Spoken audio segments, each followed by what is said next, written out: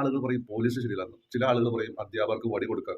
ഇങ്ങനെ പലരെയും പഴികാരിയിട്ട് ഒരു കാര്യമല്ല.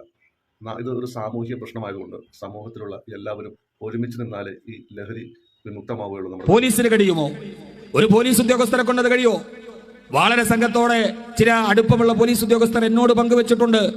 എവിടെയെങ്കിലും ഒരു ലഹരി മാഫിയ ഉണ്ടെന്നറിഞ്ഞാൽ മാസങ്ങളോളം പുറകെ നടന്നവരുടെ സങ്കേതം കണ്ടെത്തി രാത്രികളിൽ ഉറക്കമളച്ചിരുന്ന് അവസാനം ആ സംഘത്തെ പിടിച്ച് അറസ്റ്റ് ചെയ്ത് ജീപ്പിൽ കയറ്റി പോലീസ് സ്റ്റേഷനിൽ എത്തുമ്പോൾ പുറകെ ആളുകൾ വന്നിട്ടുണ്ടാകും, പാർട്ടിയുടെ ആളുകൾ അവനെ ജാമ്യത്തിലിറക്കാൻ, അവന് കേസെടുക്കരുതെന്ന് പറയാൻ.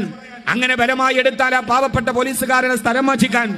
എന്റെ പ്രിയപ്പെട്ട സഹോദരങ്ങളെ, ലഹരിയുമായി ബന്ധപ്പെട്ട ഒരു കേസുകളിൽ ഞങ്ങൾ ശുപാർശ ചെയ്യുകയില്ലെന്ന് രാഷ്ട്രീയ നേതൃത്വം തീരുമാനിക്കണം, പൊതുപ്രവർത്തകർ തീരുമാനിക്കണം.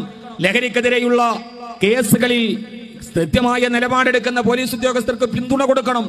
അവർ എത്രമേൽ കഷ്ടപ്പെട്ടെടുത്താലും സ്റ്റേഷനിലെത്തുമ്പോൾ കേസുകൾ മാറുന്നുണ്ടാവും. ഒരു പോലീസ് ഉദ്യോഗസ്ഥൻ വളരെ സങ്കടത്തോടെ പറഞ്ഞതാണ് എന്നോട്, ലഹരി പിടിമുറുക്കുന്ന ഒരു കാലത്ത് ലഹരിയുമായി ബന്ധപ്പെട്ട സിനിമകൾ എടുക്കില്ലെന്ന് ഈ സിനിമാ പ്രവർത്തകർ തീരുമാനിക്കണം.